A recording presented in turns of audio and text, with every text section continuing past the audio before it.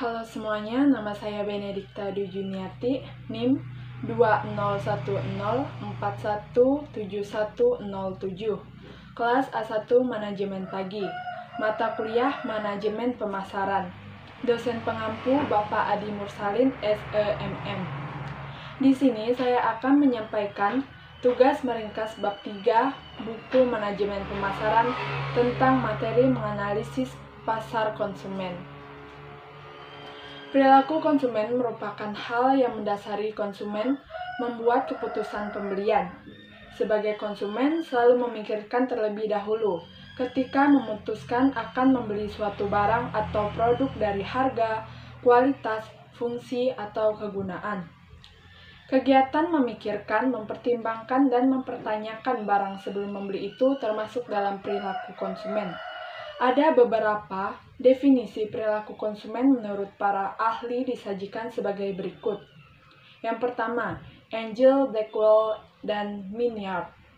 Perilaku konsumen adalah tindakan produk dan jasa, termasuk di dalamnya adalah proses keputusan yang mengawali atau mengikuti tindakan pembelian tersebut, yakni terlibat langsung dalam proses memperoleh, mengkonsumsi, bahkan membuang atau tidak jadi menggunakan suatu produk atau jasa tersebut. Yang kedua, The American Marketing Association.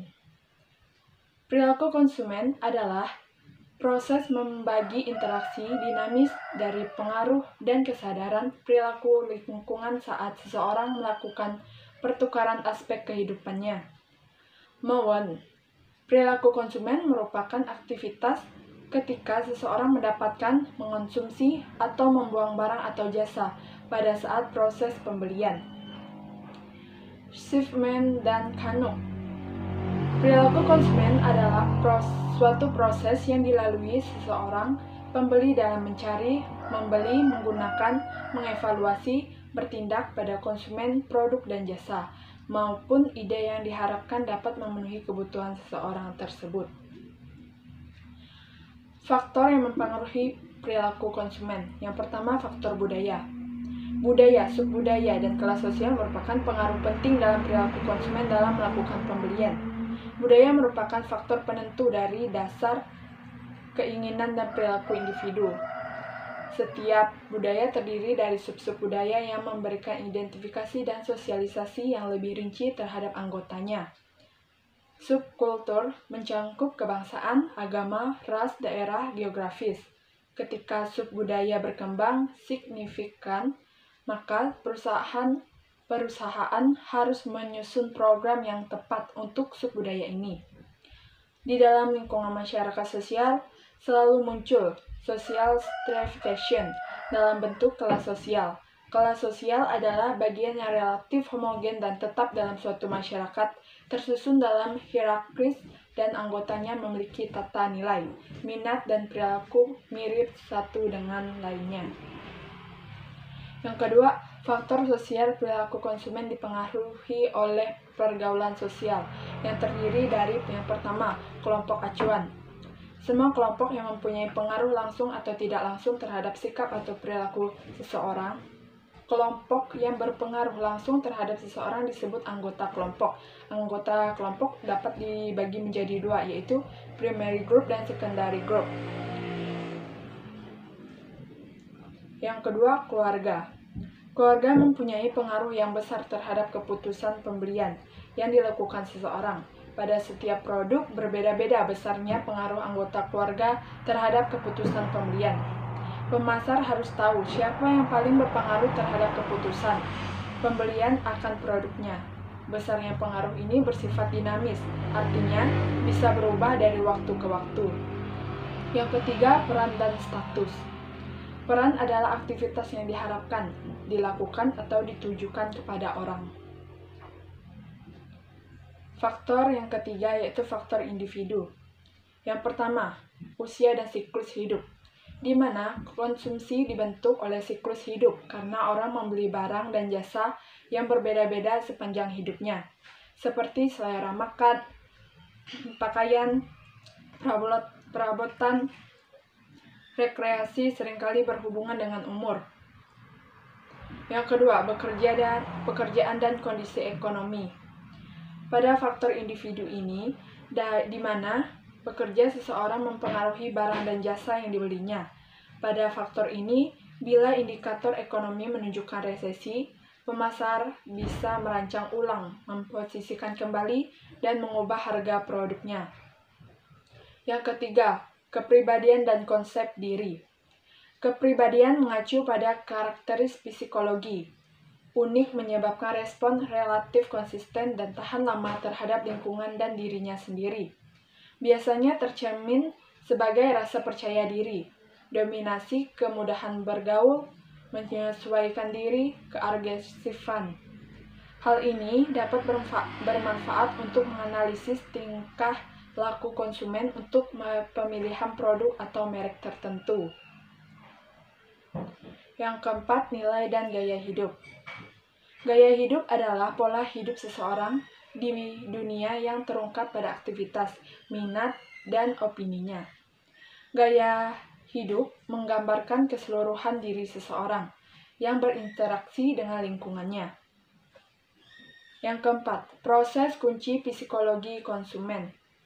Faktor psikologi penting yang berpengaruh terhadap respon konsumen, yakni yang pertama, motivasi. Seseorang memiliki banyak kebutuhan pada waktu tertentu, baik bersifat biogenis maupun bersifat psikogenis.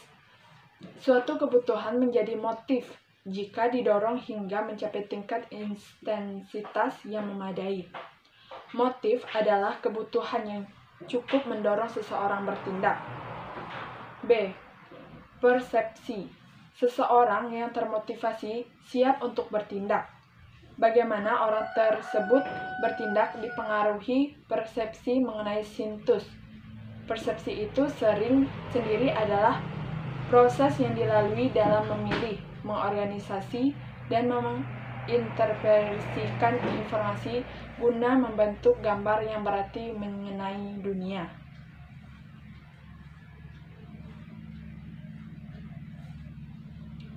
Ada beberapa proses persepsi sendiri yang berbeda atas objek yang sama dengan proses persepsi, yaitu yang pertama, perhatian selektif, yang kedua, penyimpangan selektif, yang ketiga, ingatan selektif, yang keempat, persepsi bawah sadar. C. Pembelajaran. Pembelajaran berlangsung melalui saling pengaruh dorongan, rangsangan, petunjuk, respon, dan pembenaran. Teori pemasaran mengajarkan bahwa mereka dapat membangun permintaan sebuah produk, mengasosiasikannya dengan dorongan yang kuat, menggunakan pertanda yang memotivasi, dan menyediakan penguatan positif. Yang D. Emosi. Tidak semua respon konsumen bersifat kognitif dan rasional. Mungkin banyak yang bersifat emosional. Pada umumnya, sebuah produk yang mampu membangkitkan emosi pelanggan saat menggunakan produk tersebut akan mampu bertahan dalam persaingan, karena emosi tersebut bisa membentuk bonding dengan pelanggan lebih kuat. E. Ingatan atau memori. Memori adalah proses yang sangat konstruktif, karena kita tidak mengingat informasi dan kejadian secara lengkap dan akurat. Pengambilan memori merupakan cara informasi diambil dari memori. Proses keputusan pembeli.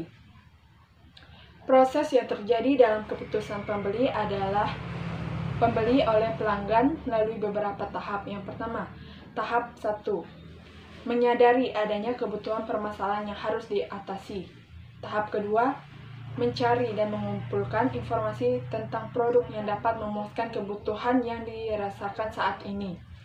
Tahap 3, mengevaluasi aspek positif dan negatif masing-masing pilihan produk sebagai dasar untuk membuat keputusan. Tahap 4, membuat keputusan untuk membeli produk yang dinilai paling memenuhi persyaratan. Tahap 5, perilaku dalam penggunaan produk yang dibeli.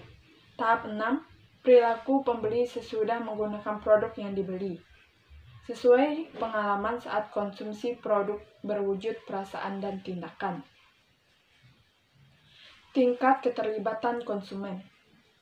Tingkat keterlibatan konsumen adalah seberapa intens Seseorang konsumen terlibat dalam merespons stimulus pemasaran yang disebabkan oleh yang pertama, menurut model tingkat elaborasi yang menjelaskan bagaimana konsumen membuat evaluasi baik untuk situasi keterlibatan yang rendah atau tinggi.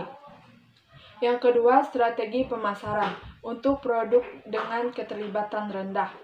Yang ketiga, perilaku pembelian untuk selalu mencari variasi.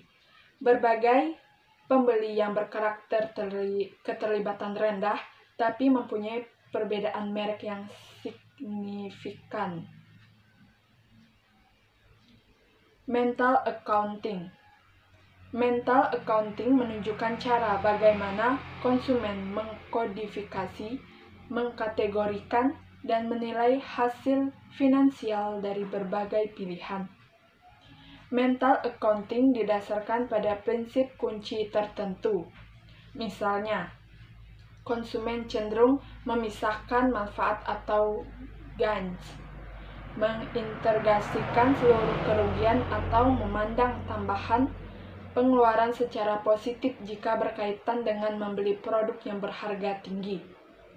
Menjumlahkan semua kerugian yang kecil dengan manfaat yang lebih besar.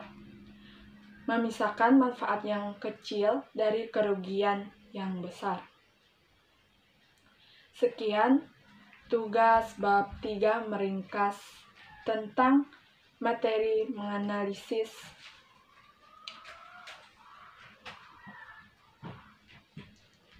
pasar konsumen. Atas perhatiannya saya ucapkan terima kasih.